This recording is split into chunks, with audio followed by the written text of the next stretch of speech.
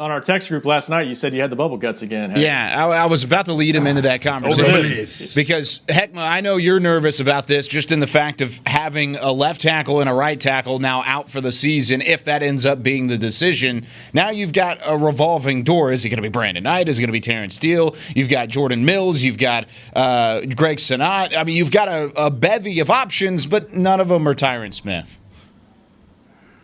No, man. And I think my upset stomach and indigestion started with the retiring of Travis Frederick. It's true. So, I mean, it's just been a steady decline and guys being hurt and just the injury news. I thought, just like you did, Rob, that, we were just taking those, I wouldn't say senior citizen days or just days off or giving your veteran guys a little bit of rest.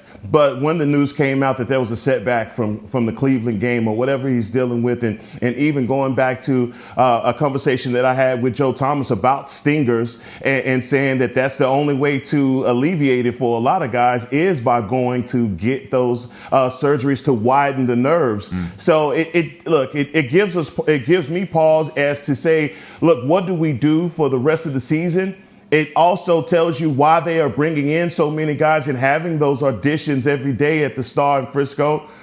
But look, we have a game on Sunday, and we got to go with the guys that we have. Brandon Knight, if you are a war daddy, let's see it. All right, Terrence Steele, it's your job to lose at this point.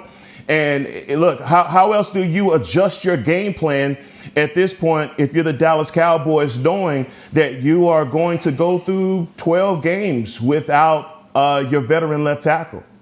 It's amazing that they've played 4 games and they've got the number 1 offense and the 3rd highest scoring offense. Because I think when Tyron first went down before the Atlanta game, it was like, can they function? And it hasn't been the way they've wanted to, but they have been able to move the ball, at least in the passing game. So I guess that's encouraging, but you hate to see this. And yeah, it does bring up the question, what are they going to do? Because if you want to put Brandon Knight at left tackle, I think that's probably your best option. They're getting like as Heckma said, though, they've got more options potentially at right tackle. I know people, Kyle, I don't know if you want to get into all the different combinations. Oh, we can. People are going to ask, should they move Zach Martin out to right tackle? I think that comes down to whether you feel.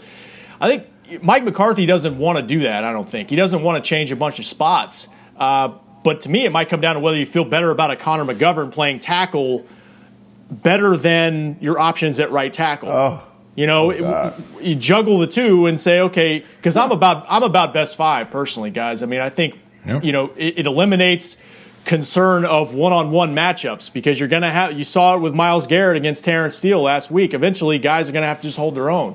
And so who's your best 5? I think they still got to figure that out, and they still got to be – I think they got to be flexible too, adjust as it goes. If it's not working, try something else.